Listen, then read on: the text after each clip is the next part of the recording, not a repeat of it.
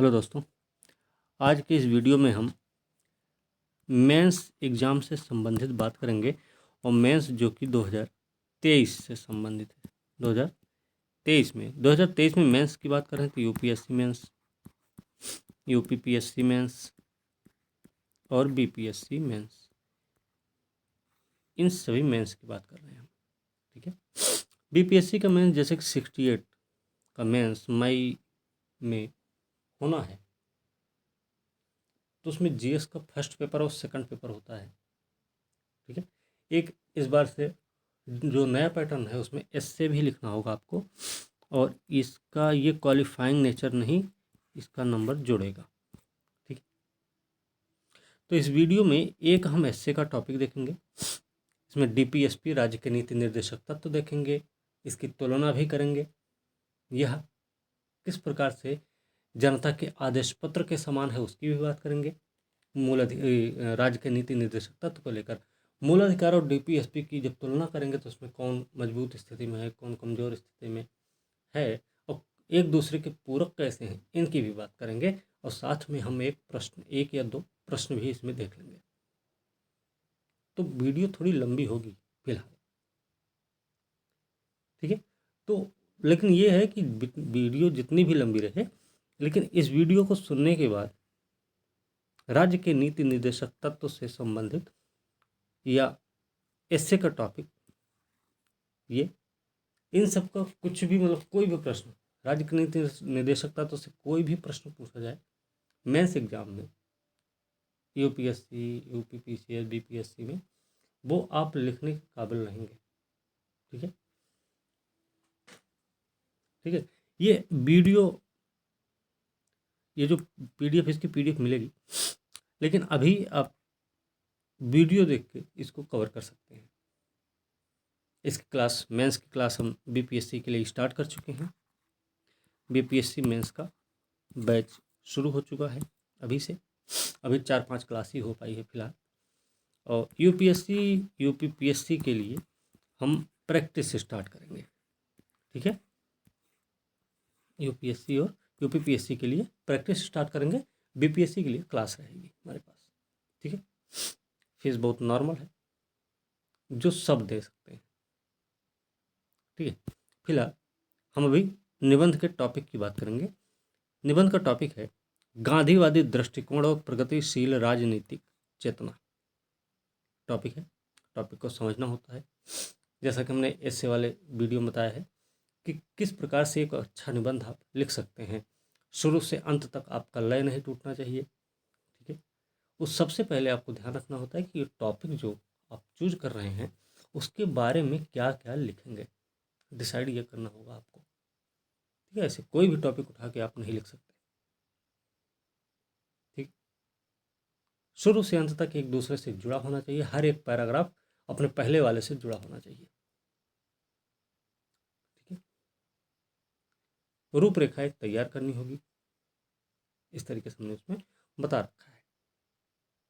ठीक है, तो आज हम इस निबंध में देखेंगे किस प्रकार से ये लिखा जाए, है ना। तो इसमें जैसे गांधीवादी दृष्टिकोण की बात करें तो गांधी जी से संबंधित है, तो इसमें गांधी जी का कुछ कथन वथन हो तो वो आप दे सकते हैं। शुरुआत करें, खुद को खोजने का सबसे अच्छा तरीका है खुद को दूसरों की सेवा में खो दो। ठीक है, अब यहाँ से शुरुआत करें। गांधीवादी दृष्टिकोण एक सार्वभौमिक दृष्टिकोण है जो मानव के उद्धार के हर आयाम को प्रगति की ओर अग्रसर करता है। यह एक जीवन जीने की कला का मूल आधार भी है, जिससे न सिर्फ स्वयं का हित बल्कि लोक कल्याण भी जुड़ा हुआ है। ठीक है, प्रगतिशील राजनीतिक चेतना की ओर अग्रसर होने के लिए हर क्षेत्र के विकास की जरूरत है, जैसे सामाजिक, आर्थिक, वैश्विक। जहाँ गांधीवादी दृष्टिकोण ने अहम भूमिका इन सब में अदा की, जैसे मूलभूत राजनीतिक क्षेत्र में का विकास, ग्रामों के स्तर पर पंचायती राज के माध्यम से हर एक नागरिकों की राजनीतिक उद्देश्यों को पूरा करने में भागीदारी बढ़ी है। इससे ग्रामोद्योग, महिला सशक्तिकरण और स्वयं सहायता समूहों को बढ़ावा भी मिला है। जहाँ एक ओर प्रति व्यक्ति आय बढ़ी, वहीं दूसरी ओर स्वदेशी आधारभूत संरचना भी मजबूत हुई है, जो कि मानव की मानसिक चेतना को भी मजबूत करती है। यह एक प्रगतिशील राजनीतिक चेतना की जननी होती है जहाँ नागरिक न्याय और अन्याय को बखूबी जानता है। ठीक है, इस तरीके से आप करेंगे। गांधीवादी दृष्टिकोण भारतीय संविधान के नीति निर्देशक तत्व में अनुच्छेद 40 से 48 के अंतर्गत पंचायती राज व्यवस्था, कमजोर वर्ग उत्थान, पर्यावरण सुरक्षा, वन्य जीव सुरक्षा, सहकारिता का विकास को बढ़ावा दिया गया है, जिसमें राजनीति इस नीति निर्देशक को ध्यान में रखकर नीति का समन्वय करे और राष्ट्र को प्रगति की ओर अग्रसर करे। ठीक है, प्रगतिशील राजनीतिक चेतना में देखिए एक एक पैराग्राफ चल रहा है इसमें। ठीक है, प्रगतिशील राजनीतिक चेतना में जैसे जैसे जैसे सामाजिक आर्थिक आयाम निहित हैं, क्योंकि अच्छा समाज आर्थिक व्यवस्था को और सुदृढ़ बनाता है, जहाँ बेहतर स्वास्थ्य की मूलभूत सुविधा होती है, जिससे हर व्यक्ति की कार्य करने की क्षमता पूर्ण सक्षम होती है। इसमें गांधीवादी स्वच्छ भारत अभियान महत्वपूर्ण भूमिका अदा करता। उदाहरण भी हमको देते हुए चलना है बराबर से। फिर कमजोर वर्ग महिला सशक्तिकरण संपूर्ण मानव विकास को बढ़ावा देता है और उनकी भागीदारी भी सुनिश्चित करते हैं। ठीक है, गांधीवादी दृष्टिकोण का ही नतीजा है कि अनुच्छेद 17 के तहत अस्पृश्यता का अंत कर लोगों को मुख्य धारा में लाया जा रहा है या लाया जा सका है। गांधीवादी दृष्टिकोण सत्यता का दर्शक है और निस्वार्थ राजनीतिक चेतना भी है, जहां व्यक्ति न्यायधारिता का उदाहरण होता है, जो संपत्ति के बराबर वितरण और मजदूर की भागीदारी पर विश्वास रखता है और एक पहलू में समाजवाद को बढ़ावा भी देता है। उदाहरण फिर से भूदान आंदोलन गांधीवादी दृष्टिकोण का ही उदाहरण है, जिसके चलते सद्भाव का उद्गम हुआ और राजनीतिक नीतियों का विकास हुआ, ताकि राष्ट्र प्रगतिशील बन सके और प्रत्येक व्यक्ति का विकास हो। आगे बात करें, देश की आर्थिक संरचना का विकास उच्चतम राजनीति को दर्शाता है, जहां अंतर्राष्ट्रीय संबंध अनेक देशों के साथ जुड़ते हैं। इसमें गांधीवादी विचारों में महत्वपूर्ण भूमिका गांधीवादी विचारों ने यहाँ पे होना चाहिए, हमने में लिख दिया है। ठीक है, गलती से ने महत्वपूर्ण भूमिका निभाई, जहाँ प्रेम समभाव कई क्रांति की जननी रही है, जैसे नेल्सन मंडेला उदाहरण है, दक्षिण अफ्रीका की स्वतंत्रता और मार्टिन लूथर किंग। ठीक है, गांधीवादी दृष्टिकोण युवाओं के विकास और उनके चरित्र निर्माण में भी महत्वपूर्ण भूमिका अदा की है। अब वो कैसे किया है? जो राष्ट्र का भविष्य है, गांधीवादी सिद्धांत क्या है भैया? अहिंसा, सत्य, कर्मठता, ठीक है, स्व उद्यम, स्वास्थ्य की बेहतरी, खेल की प्रतिभा का विकास, नीति और मौलिकता से जागरूक युवा अच्छे राष्ट्र का निर्माण करता है, जो कि प्रगतिशील राजनीतिक चेतना है। देखिए, हर एक पैराग्राफ में दोनों ही शब्द बराबर से चल रहे हैं। ठीक, आज जिस तरह वैश्वीकरण बढ़ रहा है तथा विज्ञान प्रौद्योगिकी का विकास हो रहा है, अनेक क्षेत्रों जैसे अंतरिक्ष है, स्वास्थ्य सेवा है, कृषि उद्योग में वृद्धि के चलते पर्यावरण का खतरा भी बढ़ रहा है। परंतु गांधीवादी दृष्टिकोण को केंद्र में रखते हुए नीतियों का निर्माण, जैसे पेरिस समझौता, वियना संधि, अंतरिक्ष संधि, युद्ध विराम, परमाणु ऊर्जा का अहिंसात्मक प्रयोग, विश्व में शांति कायम करने में महत्वपूर्ण भूमिका रखता है। गांधी जी के विचार, जो कि हर चीज को पूर्ण सतत प्रयोग, राजनीतिक सतत विकास का प्रेरणा स्रोत है, जहां गरीबी, भूखमरी, जनसंख्या निवारण, पर्यावरण संरक्षण आदि पर जोर दिया गया है, यह हर व्यक्ति की चेतना और उनके कर्तव्यों को जागृत करती है। तात्पर्य यह है कि व्यक्ति का संपूर्ण विकास चेतना को जन्म देता है, जहां अच्छे विचारों की उत्पत्ति होती है और राष्ट्र विकास संभव होता है। यही जागरूक व्यक्ति सुदृढ़ राजनीतिक नीतियों के लिए जिम्मेदार नागरिक बनाता है। गांधीवादी विचार से पर्यटन क्षेत्र में राजनीतिक प्रगति को नया आयाम भी मिला है, जैसे भारत सरकार की योजनाएं हैं, स्वदेश दर्शन योजना है, प्रसाद योजना है, हृदय योजना के साथ अतिथि देवो भव, ये सब उदाहरण दे सकते हैं। प्रत्येक क्षेत्र में जन भागीदारी बढ़ी है और आर्थिक क्षेत्र में पर्यटन के माध्यम से विदेशी ने स्वदेशी संस्कृति को भी बढ़ावा मिला है, जैसे हथकरघा उद्योग है, हस्तशिल्प, डोकरा आर्ट है, बांस शिल्प है, ये सब। इससे रोजगार के अवसर उपलब्ध हुए हैं और कला तथा संस्कृति को वैश्विक पहचान भी मिली है। ठीक है, गांधीवादी विचार से न सिर्फ पर्यटन बल्कि पर्यावरण के पटल पर भी बहुत काम हुआ है, जहां पर्यावरण कार्यकर्ता राजेंद्र सिंह को भारत का जलमयन भी कहा जाता है, याद रखना। मेधा पाटकर, अमृताबाई ने पर्यावरण के विकास सामंजस्य पर राजनीतिक रूप से जोर दिया है, जिससे भविष्य के लिए पर्यावरण सुरक्षित रहे, और यह राजनीतिक रूप से पर्यावरण के प्रति चेतना का होना दर्शाता है। विचार करने पर यह ज्ञात होता है कि गांधीवादी दृष्टिकोण स्वयं में ही एक जीवन है, जो सदैव जागृत है और हर क्षेत्र में सामंजस्य का प्रतीक है। इसका मूल क्या है? मूल है भैया सर्वोदय। सर्वोदय मतलब सबका उदय, जो कि वर्तमान कार्यशैली में महत्वपूर्ण है, ताकि सतत विकास हो सके। ठीक है, यहाँ वर्तमान सरकार की नीतियों में यह स्पष्ट प्रतीत होता है कि जो कहीं ना कहीं गांधीवादी दृष्टिकोण से प्रभावित है, जैसे उज्ज्वला योजना है, हाट बाजार है, उस्तादी योजना उदाहरण है, सहकारिता मंत्रालय का निर्माण है। इन सब चीज़ों पे ध्यान रखना, ठीक है। आगे चले। इसके अलावा शिक्षा क्षेत्र में बात करें तो शिक्षा क्षेत्र में गांधीवादी विचार नई शिक्षा नीति के रूप में देखी जा सकती है, जिसमें 7 से 14 वर्ष के छात्रों को मातृभाषा में शिक्षा और व्यावसायिक प्रशिक्षण से बौद्धिक विकास होगा, जिससे छात्र अल्पायु के अनुभव को व्यवसाय में बदलकर अच्छे आत्मनिर्भर बन सके, ठीक है। राजनीतिक नीतियों को मदिरापान पर प्रतिबंध, ये भी एक है। बिहार सरकार का उदाहरण दे सकते हैं इसमें। गांधीवादी विचार को बढ़ावा देकर युवा को नई दिशा प्रदान करता है और हर युवा खुद का विकास और देश के विकास में बेहतर रूप से योगदान देता है तथा जिम्मेदार नागरिक भी बनता है, ठीक है। जिस प्रकार से गांधी जी ने वैश्विक मंच से इंसानियत के प्रति एकजुटता दिखाई, अन्याय के विरुद्ध आवाज उठाई, वह आज भी राष्ट्रों के लिए प्रेरणा स्रोत है। जहां भारत के साथ कुछ राष्ट्र सर्वस्व हित हेतु आवाज उठाते हैं, जो वैश्विक राजनीति को बदलने वाला भी साबित होता है। बात करें गांधीवादी विचार भारत के पारंपरिक संबंध के बारे में, तो गांधीवादी विचार भारत के पारंपरिक संबंध भी मजबूत करने में महत्वपूर्ण भूमिका निभाते हैं, जैसे और दूसरे देशों के साथ भी, ठीक है। 150वीं जयंती भारत के सभी दूतावासों में मनाई गई, जिससे नई पीढ़ी को भी प्रेरणा मिली।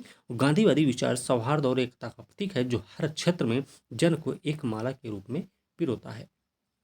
राजनीतिक चेतना सिर्फ नेता अधिकारी तक सीमित है, ये परिभाषित करना गलत होगा। ये भी ध्यान रखना कि अधिकारियों तक सीमित है या नहीं, ठीक है। तो उनके तक सीमित है ऐसा नहीं है। सही मायने में देखा जाए तो हर एक की जन भागीदारी ही राजनीति है, जहां चुने गए नेता लोकतंत्र में नीतियां बनाते रहते हैं। ये नीतियां देश के लोगों को ध्यान में रखकर बनाने से राष्ट्र की प्रगति होती है। यहाँ गांधीवादी विचार का नीतियों में होना सर्वोदय का प्रतीक है, जिससे हर क्षेत्र का बेहतर विकास होता है, ठीक है। गांधीवादी जहां आधुनिक उद्योगों के विरुद्ध है, क्योंकि ये रोजगार के अवसर समाप्त कर देते हैं, लेकिन बढ़ती आबादी के चलते ज़रूरतों को पूरा करने के लिए मशीनों का होना भी तो जरूरी है, ताकि ज़्यादा से ज़्यादा उत्पादन हो सके और सबको प्राप्त भी हो। निष्कर्ष के तौर पे अब बात कर लेंगे लास्ट में उपसंहार, जिसको हम बोलते हैं उपसंहार की। तो वहाँ उपसंहार की बात अब करेंगे, कंक्लूजन की बात करेंगे, ठीक है। निष्कर्ष के तौर पर यह कहना उचित होगा कि गांधीवादी दृष्टिकोण का आधुनिकता के साथ मेल होना जरूरी है, क्योंकि पर्यावरण संरक्षण, पशु पक्षियों की प्रजाति की विविधता का बने रहना, अहिंसा का मूल्य जीवन में होना, इन सभी नीतियों का आधार क्या है? राजनीतिक चेतना से ही होगा। तो ये है आपका निबंध हो गया, ठीक है। करीब ये 1200 वर्ड में है, 1200 से 1300 वर्ड में हो गया कंप्लीट, ठीक है। ये आप पूरा का पूरा याद कर सकते हैं, इसको अपने कॉपी में नोट डाउन भी कर सकते हैं। अब बात करेंगे पॉलिटिकल साइंस, और इसमें राज्य के नीति निदेशक तत्व से संबंधित बात करेंगे। तो राज्य के नीति निदेशक तत्व की अगर हम बात करें तो इसमें नीति निदेशक तत्व है क्या? सबसे पहले तो ये जानना जरूरी है कि भारतीय संविधान में सामाजिक आर्थिक लोकतंत्र को स्थापित करने के लिए भाग 4 के अनुच्छेद 36 से 51 तक में नीति निदेशक तत्वों का उल्लेख किया गया, जिनका प्रमुख लक्ष्य है न्याय में उच्च आदर्श, स्वतंत्रता, समानता कायम करते हुए लोक कल्याणकारी कार्य करना। यद्यपि इनका प्रकृति गैर न्यायोचित है, तथापि कानून की संवैधानिक मान्यता के विश्लेषण में न्यायालय इन्हें दृष्टिगत करता है, ठीक है। थोड़ा हमें इन सब की बातों पे ध्यान रखना है। अब हम थोड़ी बात करें इनका वर्गीकरण है। वर्गीकरण की 3 प्रकार से है: समाजवादी, गांधीवादी और उदारवादी बौद्धिक सिद्धांत। समाजवादी सिद्धांत की बात करेंगे तो इसका प्रमुख उद्देश्य है लोकतांत्रिक समाजवादी राज्य की स्थापना कर सामाजिक आर्थिक न्याय प्रदान करना। इसमें आय प्रतिष्ठा अवसरों की असमानता को समाप्त करना। अनुच्छेद 38 है सभी नागरिकों को जीविका के पर्याप्त साधन प्राप्त करने का अधिकार। सामूहिक खेती के लिए समुदाय के भौतिक संसाधनों का समवितरण। पुरुषों स्त्रियों के लिए समान कार्य के लिए समान वेतन। अनुच्छेद 39 के तहत निःशुल्क विधिक सहायता। 39 को काम पाने, शिक्षा पाने, बेकारी, बुढ़ापा, निःशक्तता और अन्य अभावों की दशा में लोक सहायता प्राप्त करने का प्रदान करने का प्रयास है। अनुच्छेद 41 में काम की न्यायोचित मानवोचित दशाओं तथा प्रसूति सहायता का उपबंध करना, ये अनुच्छेद 42 में आता है। उद्योगों के प्रबंधन में कर्मकारों के भाग लेने के लिए उपबंधन करना अनुच्छेद 43 क के अंतर्गत है, ठीक है। पोषाहार स्तर, जीवन स्तर को ऊंचा करना अनुच्छेद 47 में दिया गया है। वस्तुतः संविधान निर्माताओं ने उपरोक्त प्रावधानों के माध्यम से लोकतांत्रिक समाजवादी समाज की स्थापना का स्वप्न देखा है। इस दिशा में कई सकारात्मक परिणाम प्रदर्शित हुए। अपेक्षित परिणाम की प्राप्ति हेतु और अधिक प्रतिबद्धता से विशिष्ट प्रयत्न करने होंगे, तभी यथार्थपूर्ण धरातल पर इन सपनों को साकार किया जा सकता है। अब बात करेंगे गांधीवादी विचार की, गांधीवादी सिद्धांत की। तो गांधी जी के आदर्शों और राष्ट्रीय आंदोलन के दौरान उनके द्वारा विकसित मूल्यों की स्थापना के लिए नीति निर्देशक सिद्धांतों के अंतर्गत समावेशित विशिष्ट कुछ प्रावधान हैं। जैसे बात करें ग्राम पंचायतों का गठन है। ग्रामीण क्षेत्रों में अनुच्छेद 40 है। ग्रामीण क्षेत्रों में कुटीर उद्योगों को व्यक्तिगत या सहकारी आधार पर प्रोत्साहन देना अनुच्छेद 43 में आता है। SC ST और समाज के कमजोर वर्गों के शैक्षणिक आर्थिक हितों को प्रोत्साहित करना अनुच्छेद 46 में आता है। स्वास्थ्य के लिए नुकसानदेह नशीली दवाओं, मदिरा, ड्रग आदि की औषधीय प्रयोजनों से भिन्न उपयोग पर प्रतिबंध लगाना, ये भी 47 में आता है। गाय, बछड़ा, अन्य दुधारू पशुओं की बलि पर रोक और अनेक नस्लों में सुधार को प्रोत्साहन देना अनुच्छेद 48 के अंतर्गत आता है। ठीक है। उपरोक्त प्रावधानों के द्वारा भारत में लोकतंत्र के जमीनी स्तर पर विकास, ग्रामीण अर्थव्यवस्था का सशक्तिकरण, वंचित वर्गों को शोषण से मुक्ति, स्वास्थ्य के विकास आदि लक्ष्यों को प्राप्त करने के प्रयत्न किए गए। हालांकि प्रभावी और अपेक्षित परिणाम की प्राप्ति हेतु अभी और अधिक कर्मठता से प्रयत्न करने होंगे। ठीक है। अब हम बात करेंगे उदारवादी बौद्धिक सिद्धांत क्या है भाई। बौद्धिक सिद्धांतों के माध्यम से नागरिकों के व्यक्तित्व विकास का मार्ग प्रशस्त करने की व्यवस्था की गई है। इसकी प्राप्ति के लिए संविधान में शामिल कुछ प्रावधान निम्न हैं। जैसे एक समान सिविल संहिता, कॉमन सिविल कोड अनुच्छेद 44 है। 6 से 14 वर्ष तक के सभी बच्चों को निःशुल्क और अनिवार्य शिक्षा 45 में। कृषि पशुपालन की आधुनिक और वैज्ञानिक प्रणालियों का विकास 48 में। 48 पर्यावरण, वन जल और वन्य जीवों का संरक्षण तथा संवर्धन 48A। राष्ट्रीय महत्व स्मारकों का संरक्षण अनुच्छेद 49। कार्यपालिका का न्यायपालिका से पृथककरण अनुच्छेद 50 और अंतर्राष्ट्रीय शांति और सुरक्षा अनुच्छेद 51 है। ये तो हो गए वर्गीकरण। ठीक है। अब हम अगर इनकी बात करें कि इसकी विशेषता क्या है, ठीक है, तो इसकी विशेषता के बारे में एक चीज़ ध्यान रखना, क्योंकि भाई अगर मान लीजिए DPSP पे कोई प्रश्न पूछा जाए तो आपको ये पूछा जाए राज्य के नीति निर्देशक तत्वों का वर्णन कीजिए या व्याख्या कीजिए, तो वर्णन व्याख्या करने में इसकी विशेषता, आलोचना, है ना, उपयोगिता, महत्व, ये सब आपको बताने पड़ेंगे, तभी ना पूरा होगा प्रश्न आपका, है ना। तो इस प्रकार से हम विशेषता भी देखेंगे। तो इसकी विशेषता क्या है भाई। जब हम विशेषता की बात करेंगे तो विशेषता में सबसे पहला है कि प्रभावी बनाने में राज्य की भूमिका होती है। ध्यान रखना, प्रभावी बनाने में राज्यों की भूमिका है, ध्यान रखना इसका। दूसरा पॉइंट क्या हो सकता है। दूसरा पॉइंट हो सकता है भारत शासन अधिनियम 1935 1935 के अनुदेशों के समान है ये। ठीक है, अनुदेशों के समान है। अगला पॉइंट क्या कर सकते हैं इसमें, आधुनिक लोकतांत्रिक राज्य में आर्थिक, सामाजिक तथा राजनीतिक विषयों में महत्वपूर्ण है, ये भी कर सकते हैं। अगला पॉइंट क्या कर देंगे, विशेषता में प्रकृति इसकी गैर न्यायोचित है, फिर भी कानून की संवैधानिक मान्यता के विवरण में न्यायालय इन्हें देखता है। ठीक है, ये भी हो जाएगा। अब ये हो गई इसकी विशेषता। ठीक है, अब ये गैर न्याय उचित है, तो गैर न्याय उचित क्यों है ये भी आप बता सकते हैं। गैर न्याय उचित क्यों है, न्याय उचित ऐसे है तो क्यों है, ऐसा होना जरूरी था। तो भाई वित्तीय संसाधन की कमी थी उस समय। ठीक है, वित्त की कमी थी, व्यापक विविधता और पिछड़ापन था भारत में, और स्वतंत्र भारत को नए निर्माण से उत्पन्न भार से मुक्त रखना था, इसलिए इसको गैर न्यायिक बनाया गया है। ठीक है, ये भी आप पॉइंट दे सकते हैं। अब बात कर लें इसकी उपयोगिता की, तो उपयोगिता के बारे में हमको ध्यान ये रखना होगा कि इसमें जैसे उपयोगिता देखते हैं, उपयोगिता क्या हो सकती है इसकी।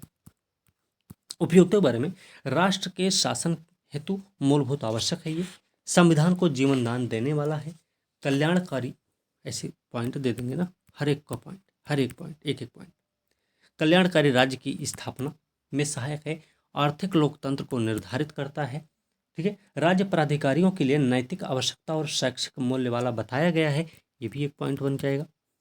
फिर न्यायालयों के लिए उपयोगी मार्गदर्शक है, ये भी एक पॉइंट है। विधायिका कार्यपालिका के लिए प्रभुत्व पृष्ठभूमि का निर्माण करता है, ये इसकी उपयोगिता है, किसकी, राज्य के नीति निर्देशक तत्व की। ठीक है, अब बात करें इसकी आलोचना आलोचना अगर करी जाए, पूछी जाए एग्जाम में, तो आपको बताना चाहिए। ठीक है, अगर समालोचना पूछी जाए तो इसका सब कुछ बताना चाहिए कि आलोचना तो है, लेकिन ठीक है इसके अलावा ये भी चीज़ें इसमें है। ठीक है, तो आलोचना की बात करें तो कोई कानूनी शक्ति नहीं, पहली बात।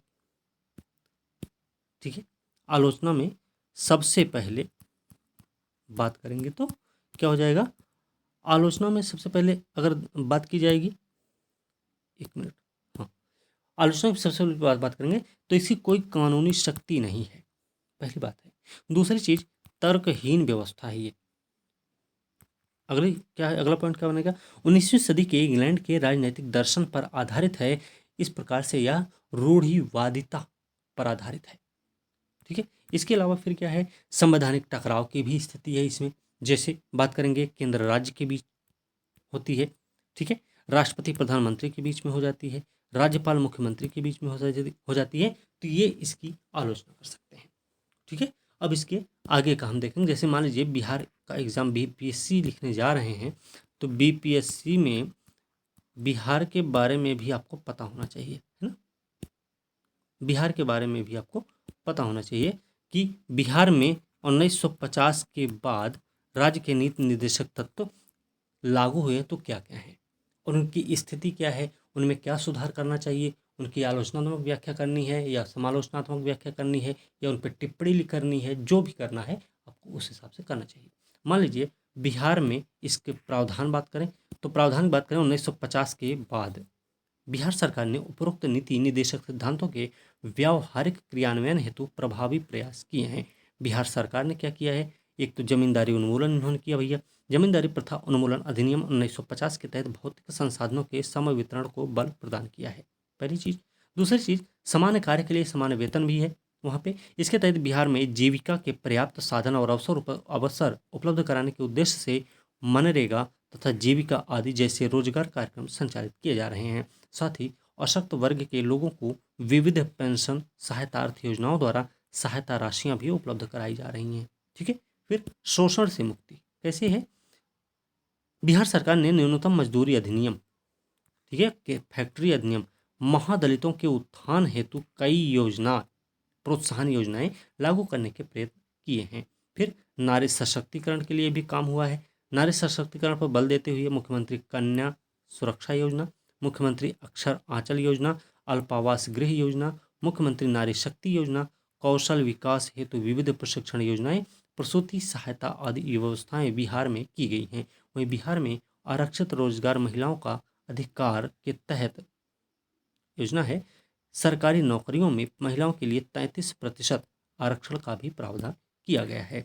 अब बात करें पंचायत व्यवस्था की, तो बिहार में नीति निर्देशक सिद्धांतों के अनुरूप पंचायती राज अधिनियम भी लागू है। स्थानीय चुनाव में महिलाओं को 50% आरक्षण भी दे दिया गया है और ऐसा करने वाला ये पहला राज्य भी था बिहार। ठीक है, इसके अलावा स्वास्थ्य और तथा शिक्षा पर भी बात हुई है। बिहार में स्वास्थ्य शिक्षा पर बल देते हुए अनिवार्य शिक्षा 6 से 14 वर्ष के लिए और सार्वजनिक स्वास्थ्य केंद्रों का विकास तथा निःशुल्क चिकित्सा देने का प्रावधान किया गया है।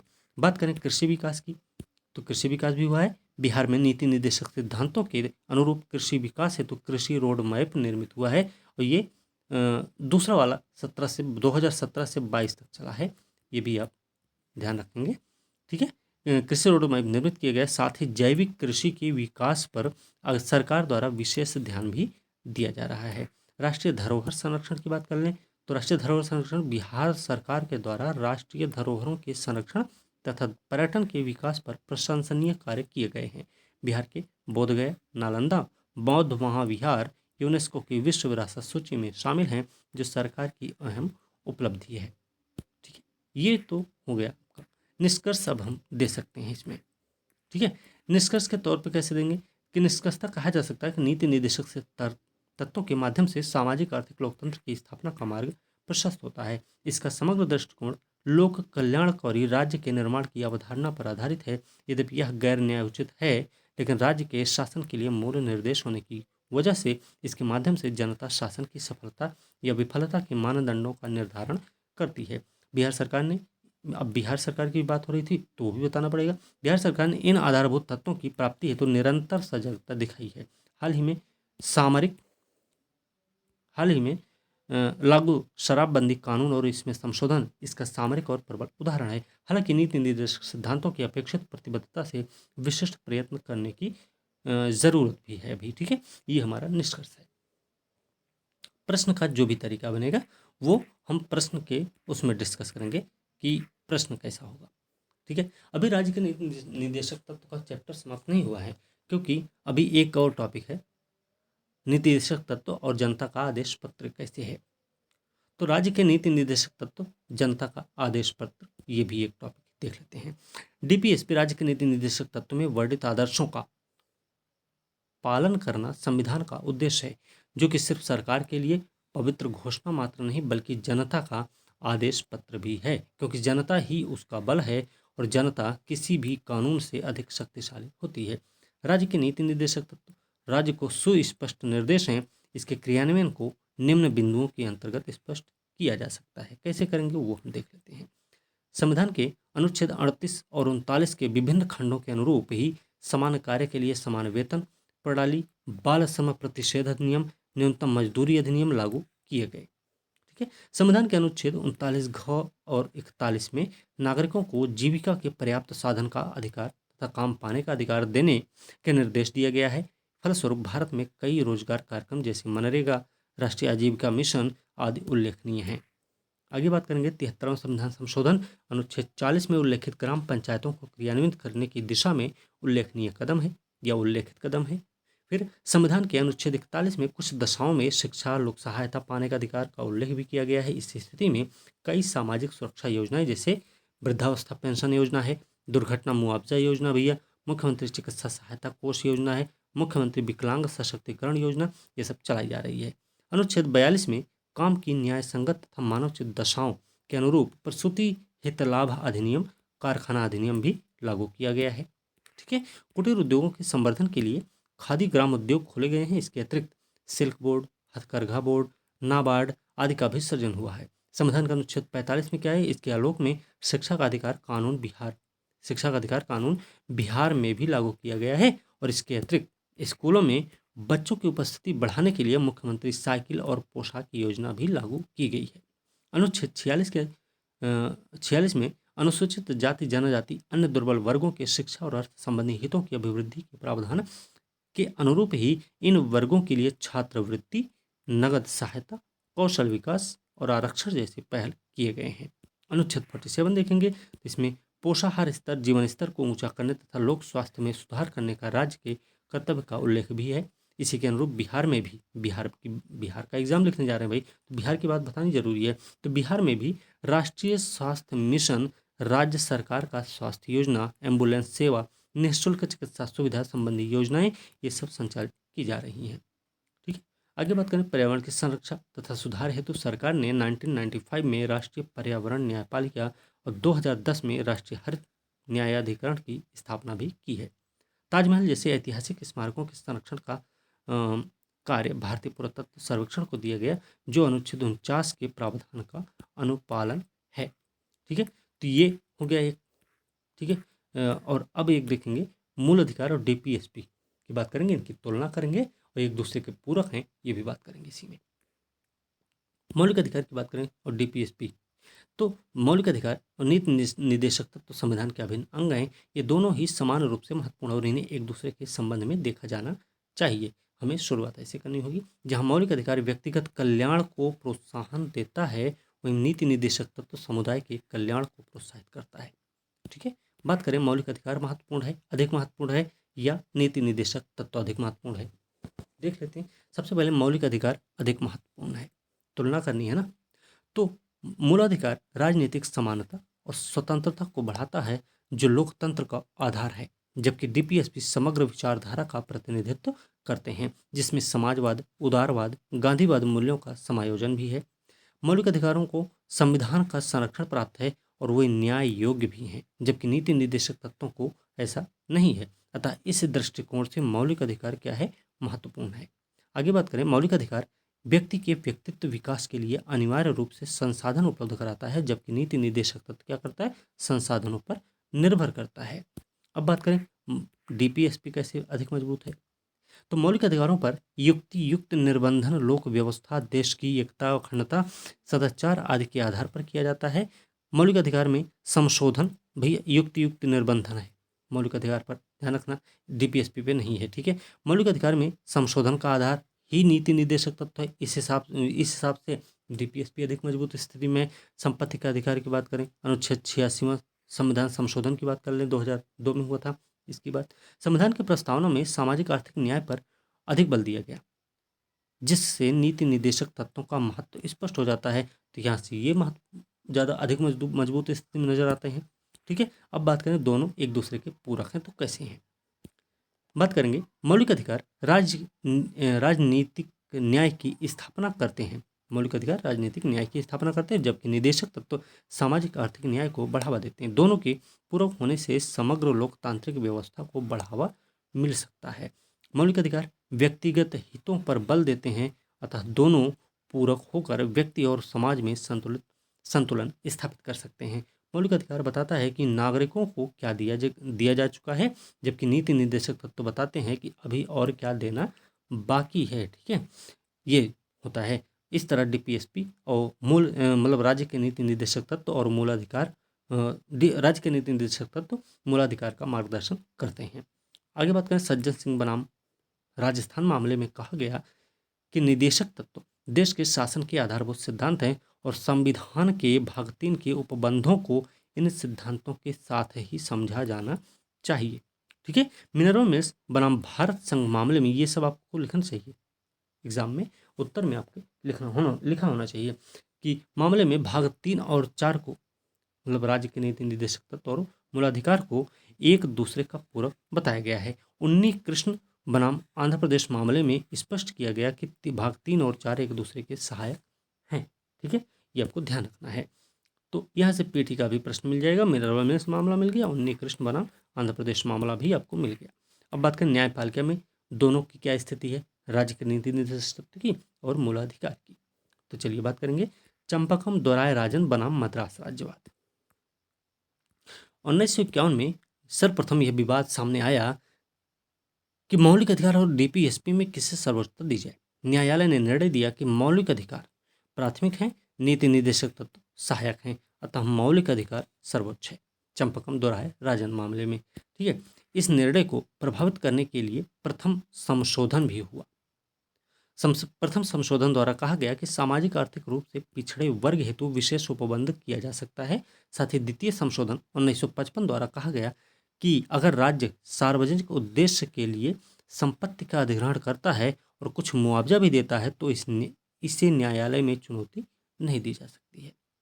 वहीं पर गोलकनाथ बनाम पंजाब राज्यवाद जो 1967 में आया, उसमें मामला आया कि सुप्रीम कोर्ट ने मूलाधिकारों में संशोधन की मनाही कर दी और निदेशक तत्व की स्थिति मौलिक अधिकार के अधीनस्थ के रूप में हो गई। ऐसे गोलकनाथ वाले मामले में उपरोक्त निर्णय को प्रभावी बनाने के लिए 24वां संविधान संशोधन 1971 में लाया भी गया और कहा गया कि संसद मौलिक अधिकार और संविधान के सभी भाग का संशोधन कर सकती है, ठीक है। 25वां संशोधन द्वारा अनुच्छेद 21 को जोड़कर कहा गया कि 39 घ और 39 बी और सी में समाजवादी तत्व विद्यमान हैं, जिन्हें लागू करने पर अगर अनुच्छेद 19 और 31 जैसे मूलाधिकार का उल्लंघन होता है तो वे मान्य नहीं होंगे, ठीक है। केशवानंद भारती बनाम केरल राज्यवाद 1973 में आया था। इसमें 24वें और 25वें संशोधन को चुनौती दे दी गई, जहां कोर्ट ने इन्हें घोषित किया और कहा कि ये मूल ढांचे का उल्लंघन नहीं करते हैं। आगे चलकर 42वां संविधान संशोधन 1976 द्वारा विस्तार किया गया और कहा गया कि किसी भी नीति निर्देशक तत्व को लागू करने से किसी मौलिक अधिकार का उल्लंघन होगा तो वह मान्य नहीं होगा। ये 42वें में कहा गया। फिर मिनरवा मिल्स मामला बनाम भारत संघवाद आएगा, 1980 में आया, तो इसमें 42वें संविधान संशोधन को भी चुनौती दे दी गई। न्यायालय ने इन्हें क्या किया, इसे असंवैधानिक घोषित कर दिया और कहा कि मौलिक अधिकार और नीति निर्देशक तत्व एक दूसरे के पूरक हैं और इन्हें अलग अलग करके नहीं देखना चाहिए। इस प्रकार से ये आपका टॉपिक समाप्त हो गया, ठीक है। अब इसमें संबंधित कितने तरीके के प्रश्न बन सकते हैं, अगर आप सही से ध्यान से सुनेंगे तो इसमें आप अपना प्रश्न तैयार कर सकते हैं, ठीक है। नहीं तो ये प्रश्न की जो प्रैक्टिस होगा, उत्तर लेखन अभ्यास होगा, ये हम आपको करवाएंगे और इन सभी टॉपिक से संबंधित कम से कम 5-5 प्रश्न आपको मिल जाएंगे। ठीक है, 5 नहीं तो कम से कम 2-3 प्रश्न तो मिलेंगे ही हर एक टॉपिक से। ठीक है, चलिए ये यूपीएससी और यूपीपीएससी के लिए रहेगा, और क्लास में बाकी बीपीएससी का जो क्लास होगा मेंस का, उसमें आपको ये सारे कंटेंट आपको मिल जाएंगे। ठीक है, आगे बात करेंगे। प्रश्न है, भारत के राष्ट्रपति की शक्तियों का वर्णन करते हुए स्पष्ट करना है कि यह किस प्रकार से भारत की एकता और अखंडता का प्रतीक है। जीएस सेकंड पेपर का है। बात करेंगे भारतीय संविधान के भाग 5, पहले हमें परिचय देना होगा इस प्रश्न में कि भाग 5 अनुच्छेद 52 से 78 के बीच में भारत के राज्य प्रमुख के रूप में राष्ट्रपति पद का प्रावधान किया गया है। ठीक है, हमें ये चीज ध्यान रखनी है। अभी शक्तियों की बात करेंगे। कार्यकारी शक्ति है, भारत सरकार के सभी शासन संबंधी कार्य इन्हीं के नाम से होते हैं। आदेश अनुदेश वैध होने के लिए नियम भी बनाते हैं ये। केंद्र सरकार द्वारा सहज रूप से कार्य करने मंत्रियों के बीच वितरित होने के लिए नियम बना सकते हैं। प्रधानमंत्री मंत्रियों की नियुक्ति भी करते हैं। महान्यायवादी, कैग, मुख्य चुनाव आयुक्त, अन्य चुनाव आयुक्त, यूपीएससी के अध्यक्ष और सदस्य, राज्यपाल, वित्त आयोग के अध्यक्ष सदस्य की नियुक्ति करते हैं। एससी एसटी और ओबीसी के लिए आयोग की नियुक्ति करते हैं। अंतर्राज्यीय परिषद की नियुक्ति करते हैं। केंद्र शासित राज्यों का प्रशासन भी देखते हैं, वो खुद से देख सकते हैं या कोई व्यक्ति नियुक्त कर सकते हैं। भाई किसी भी क्षेत्र को अनुसूचित क्षेत्र भी घोषित कर सकते हैं। विधायी शक्ति की बात करें तो संसद की बैठक बुलाना, स्थगित करना, लोकसभा को विघटित करना इनका काम है। संसद के प्रथम अधिवेशन को संबोधित करना, और प्रथम अधिवेशन जो होगा वो साल का पहला अधिवेशन हो सकता है या चुनाव के बाद का पहला अधिवेशन हो सकता है। ठीक है, संसद में लंबित दोनों होते हैं। ठीक है, ध्यान रखना, ये प्रश्न पूछा भी गया है पीटी में, याद रखना इसको। संसद में लंबित विधेयक के लिए संसद को संदेश भेजना, लोकसभा में अध्यक्ष उपाध्यक्ष का पद रिक्त होने पर वरिष्ठ सदस्य की नियुक्ति करना, राज्य में 12 सदस्यों का मनोनयन करना, 12 सदस्य राज्यसभा में चुने जाएंगे, है ना। चुनाव आयोग की सलाह पर सदस्यों की निरर्हता के प्रश्न पर निर्णय करना, संसद के पारित विधेयक पर स्वीकृति या स्वीकृति देना या पुनर्विचार के लिए वापस भेजना। लेकिन याद रखना ये धन विधेयक में के मामले में नहीं है, ये भी आपको ध्यान रखना है। संसद के सत्रावसान की स्थिति में अध्यादेश जारी करना, कैग, यूपीएससी, वित्त आयोग की रिपोर्ट को संसद के समक्ष रखवाना, ये सारी जिम्मेदारी विधायी शक्ति के अंतर्गत आती है। वित्तीय शक्ति क्या है भाई? धन विधेयक पूर्व अनुमति से ही संसद में पेश होता है। वार्षिक वित्तीय विवरण को संसद के समक्ष रखवाने की जिम्मेदारी है वित्तीय शक्ति के अंतर्गत। अनुदान की मांग राष्ट्रपति की सिफारिश के बिना नहीं हो सकती है। भारत की आकस्मिकता निधि से किसी अदृश्य व्यय हेतु अग्रिम भुगतान की व्यवस्था कर सकते हैं। राज्य केंद्र के मध्य राजस्व बंटवारे हेतु वित्त आयोग का गठन किया जा सकता है, करते हैं राष्ट्रपति महोदय। ठीक है, न्यायिक शक्ति की बात करें तो न्यायाधीशों की नियुक्ति उच्चतम और उच्च न्यायालय दोनों की। उच्चतम न्यायालय से सलाह लेना 143 के तहत, लेकिन बाध्यता नहीं है। दंड में क्षमादान है, प्राणदंड, स्थगित राहत, माफी प्रदान करना, ये सारी चीज़ें इसमें आ जाती हैं। राजनीतिक शक्ति की बात करें तो नहीं, कूटनीतिक शक्ति तो अंतर्राष्ट्रीय संधि और समझौते इन्हीं के नाम से होते हैं। वैश्विक पटल पर भारत का प्रतिनिधि भी होता है राष्ट्रपति। ठीक है, सैन्य शक्ति भी है, सैन्य बलों का सर्वोच्च सेनापति होता है, युद्ध या समाप्ति की घोषणा कर सकते हैं। ठीक है, इसमें वीटो वोटो शक्ति का भी आप वर्णन अपना कर सकते हैं। ठीक है, चलिए अब बात करेंगे एकता और अखंडता का प्रतीक कैसे हैं। तो देश में देखिए सर्वोच्च पद पर आसीन नागरिकों द्वारा, आसीन व्यक्ति नागरिकों द्वारा चुना जाता है, जो कि भारत का प्रथम नागरिक होने के नाते देश की एकता और अखंडता तथा सुदृढ़ता का प्रतीक भी माना जाता है। ठीक है, निर्वाचन इनकी बात करें तो निर्वाचन विधि इनकी कैसी है। अनुच्छेद 54 के अनुसार संसद के दोनों सदनों के निर्वाचित तथा राज्य केंद्र शासित प्रदेशों के निर्वाचित सदस्यों द्वारा निर्वाचन किया जाता है। शर्तें भी होती हैं। शर्त के अनुसार संसद द्वारा निर्धारित उपलब्धियां, भत्ते, विशेषाधिकार निर्वहन करते हैं, जो कि पदावधि के दौरान कम भी नहीं किया जा सकता। शक्तियों की बात करें तो शक्तियां भी इनकी भाई पूरे देश में लागू होती हैं। देश के लिए आदेश अनुदेश वैध होने के लिए नियम बना सकते हैं। किसी भी क्षेत्र को अनुसूचित क्षेत्र घोषित करते भारत का कोई भी क्षेत्र हो सकता है। संसद के सत्रावसान की स्थिति में अध्यादेश जारी करने की ये पूरे देश में कहीं भी कर सकते हैं। भारत की आकस्मिक निधि से किसी अदृश्य व्यय के लिए अग्रिम भुगतान की भी व्यवस्था कर सकते हैं। अंतर्राष्ट्रीय संधि समझौते इन्हीं के नाम से होते हैं। और वैश्विक स्तर पर भारत का प्रमुख होता है भाई, युद्ध और समाप्ति की घोषणा भी कर सकते हैं।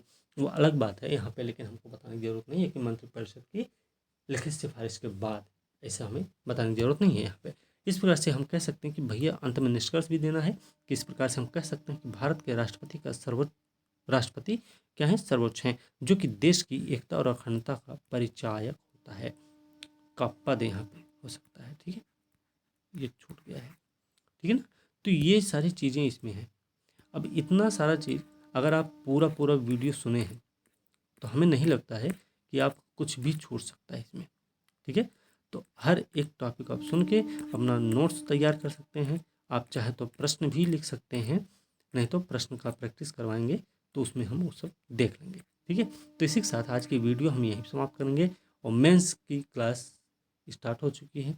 आप में से जो लोग जुड़ना चाहें जल्द से जल्द उसमें जुड़ जाएं BPSC 68 के लिए, ठीक है। उसमें अभी 4-5 ही क्लास हुई है, बाकी निबंध का भी एक टॉपिक हो गया है उसमें, ठीक है। और बाकी प्रश्न की प्रैक्टिस अभी नहीं हो पाई है, लेकिन वो भी एग्ज़ाम के बाद स्टार्ट हो जाएगी, ठीक है। इसी के साथ आज की वीडियो यहीं समाप्त करेंगे।